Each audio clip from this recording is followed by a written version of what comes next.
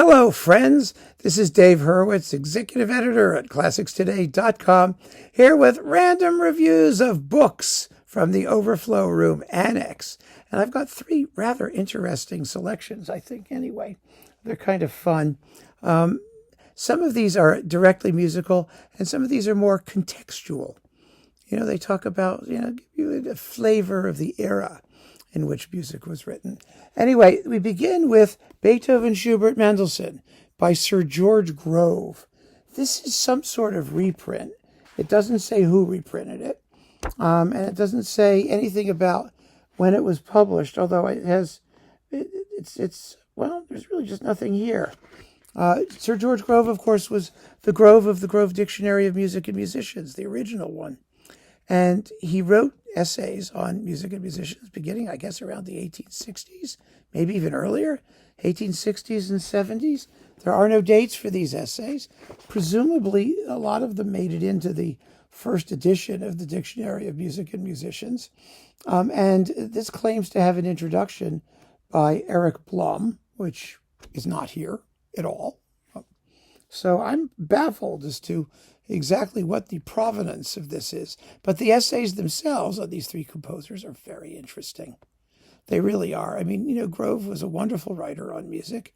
And it's interesting to look at how these composers were viewed by, historically speaking, in various countries by various people. And I think Grove probably very nicely sums up the mid-19th century view of these composers. Of course, Mendelsohn was extremely highly valued, much more than he later is, well, he probably is today, which is actually a shame because he really is a wonderful composer. Schubert was largely unknown. Grove, you may recall, was one of the people who discovered the unfinished symphony. And uncovered it and got it performed. So he was probably a little bit unusual in his understanding and love of Schubert. Beethoven, of course, was Beethoven. He was the god of music. And so I got this for historical reasons. And I enjoyed reading it back in the day. But boy, oh boy, I mean, they tell you like nothing about this. It's okay. It's okay. Grove was Grove, so that's fine. Then we've got, oh my, yes, Freud, Adler, and Jung. Some light reading by Walter Kaufmann. Walter Kaufmann wrote a series of books called Discovering the Mind. This is volume 3. And this is a landmark trilogy. He completed it shortly before his death in 1980. The final volume contains Kaufmann's tribute to Sigmund Freud, his own, etc. and whatnot. But I got these because I was very interested. Well, I used to have to teach modern philosophy when I was at Stanford. I did a little bit of that. Herbert Marcuse's Eros and Civilization. Ugh. Kill me now.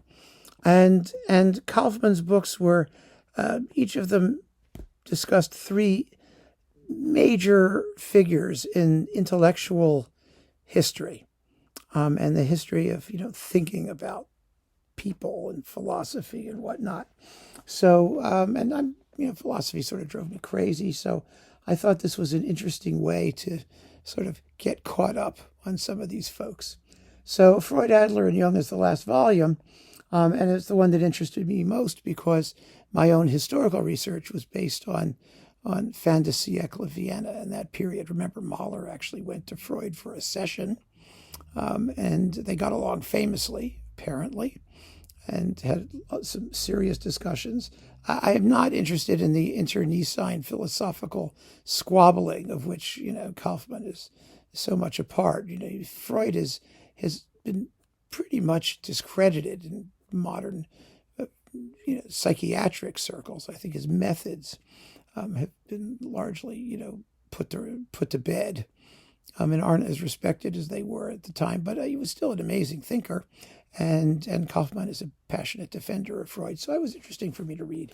So there was that.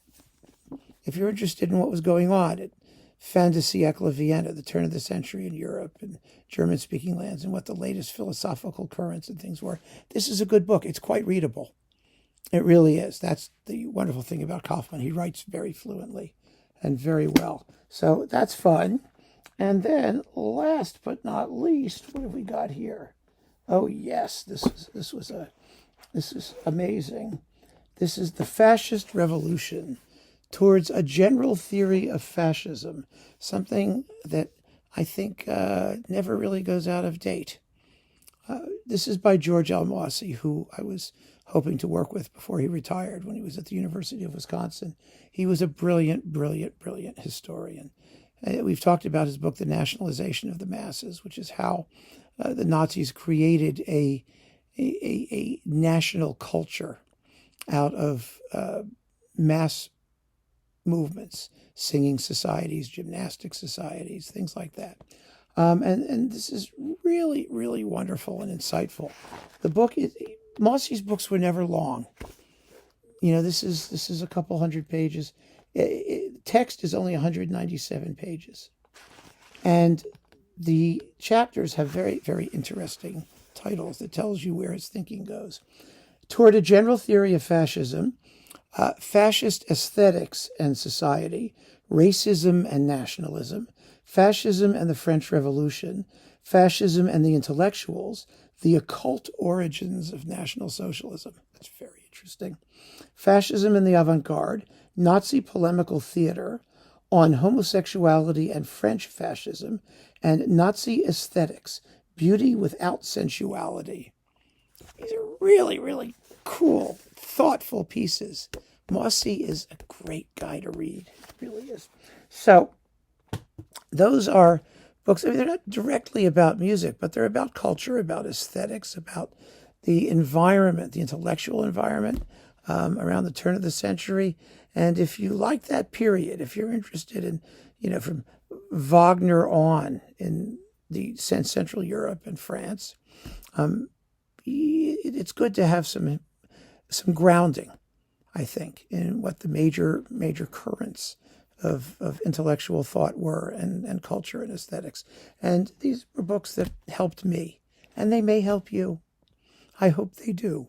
So keep on listening, friends. Thanks for joining me. Take care.